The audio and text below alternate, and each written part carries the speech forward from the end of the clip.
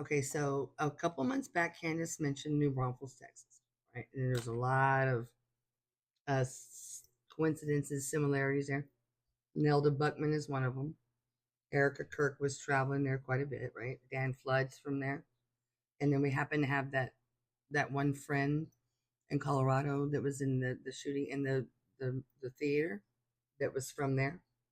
I'm not sure about the guys she met, but and also last week she mentioned the Army National Guard providing money to Lori Franzway or whatever the name was at the time. And then again today she mentioned Nelda again. Okay, let's go down the little rabbit hole here. So the Women's Leadership Conference, as you can see, it's coming in June, first part of June. My team will be there if they make it this far. But of course, you can see Nelda is on the roster, and I haven't done a lot of work on the other 12, but we will, and of course we'll be there. So, but a little bit of information about New Braunfels. I have a longer form video about San Antonio. San Antonio is JBSA, Joint Base San Antonio. We once had 5 bases, and now down to 3. But those 3 are very important bases. Okay, so it's just kind of quiet down here. New Braunfels is literally 45 minutes for the furthest base and 20 minutes to the closest base, just an arm off. But what is significant there is that we have Camp Bullis. It's a 28,000 acre Army training facility that sits in between San Antonio, Bexar County, and halfway in between Comel, New Braunfels. Okay, now what it does is, I mean, it's used for field training. It's used for medical training, readiness, exercises, etc.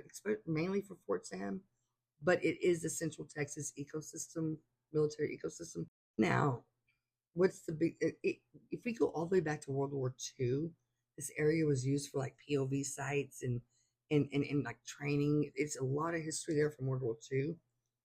The main history from New Braunfels about New Braunfels is that this is the Texas Army National Guard, and it is an armory. Okay, so it's a recorded armory. Doesn't get talked about a lot, but it's very important. So when you have things that are, they're getting, again, like field trainings and things like that are happening in New Braunfels at the armory. But other than that, New Braunfels is just a German town, kind of created in like the late 1800s. Actually, New Braunfels is named after, I think, a road or a town in Germany. So just to wrap it up, New Braunfels, Texas, a short arm off San Antonio, half of Camp Bullis, which is a major training facility. It's old school Texas, because a lot of its history comes back from the World War II era. It's not loud and showy, but it's definitely functional and dependable and important because it does stand as an armory.